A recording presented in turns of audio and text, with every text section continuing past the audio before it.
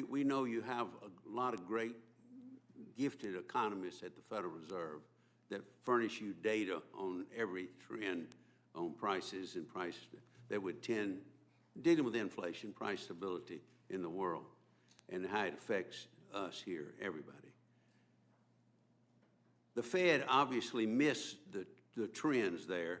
Was it a question of not having the right data, or was it a question of ignoring the data you had? Because a lot of private, I wouldn't say all, but a lot of private economists predicted where we're going on this inflation, and they were spot on 2 years ago. Was it a question of, again, you didn't have the data, which you should have, or you misjudged the data or ignored the data?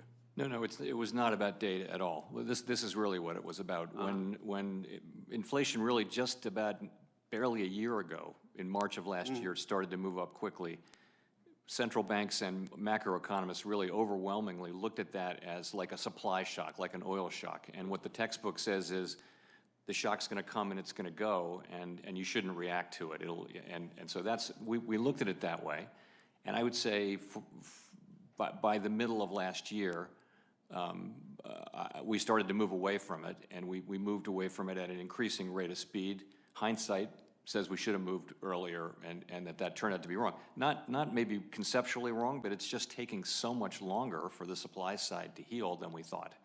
So in hindsight, you certainly wouldn't have done that, but I think there really is no precedent for this. We looked at it the way it was. There were certainly some voices, and they've turned out to be right so far. Ultimately, we think the supply side will improve, and that'll help with inflation. In the meantime, we're going to use our tools, and we're going to get this done.